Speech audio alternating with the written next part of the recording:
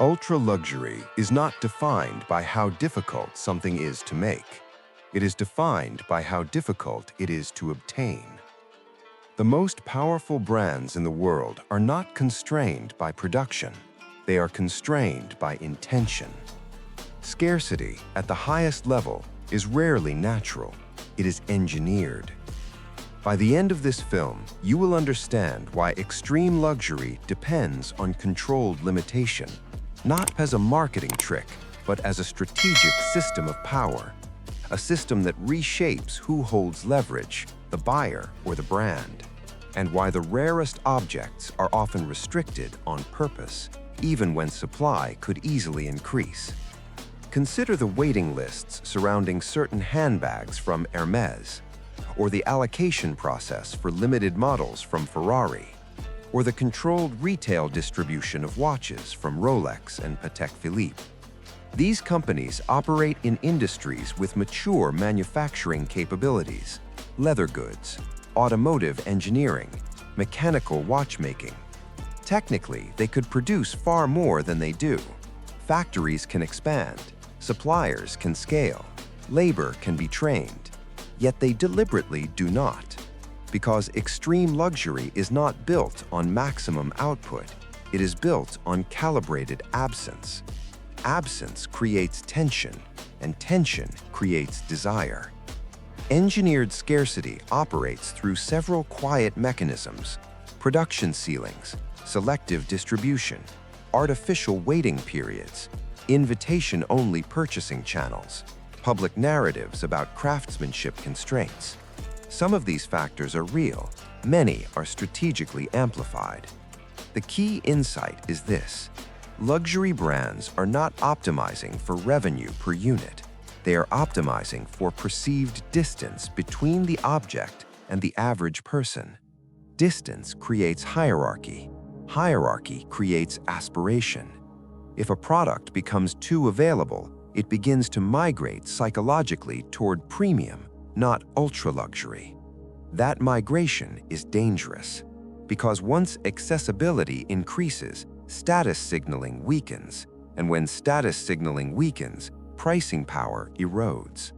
Scarcity protects pricing power, but more importantly, it protects mythology. Mythology is the invisible asset behind every ultra-luxury object, the ownership that ownership is reserved for a select few, the perception that entry requires more than money. That perception must be maintained continuously, even if it requires withholding supply, even if demand is waiting. At the highest levels, purchasing is not purely transactional, it becomes relational. Some Ferrari clients cannot simply order the newest limited model. They must demonstrate brand loyalty, purchase history, participation in events, sometimes even reputation within collector communities. The same applies in watch collecting. Authorized dealers may prioritize certain clients. Others remain on indefinite waiting lists. Money alone does not guarantee access. This reverses the normal power dynamic of commerce. In traditional markets, the buyer holds leverage. In engineered scarcity markets, the seller holds it. The brand chooses the client, not the other way around. Ownership, therefore, signals more than wealth. It signals acceptance into a filtered ecosystem, a network of individuals who passed an invisible screening process. That screening is rarely formalized, but it is widely understood, and that understanding increases perceived value. Because humans assign higher worth to things that appear socially gated, especially when the gate is ambiguous. From a financial perspective, engineered scarcity is remarkably efficient. Producing fewer units reduces operational complexity. It lowers inventory risk. It minimizes discounting pressure. Most importantly, it stabilizes secondary market performance. When resale values remain strong, primary demand increases. Buyers feel protected. Ownership feels less like consumption and more like asset acquisition. This creates a feedback loop.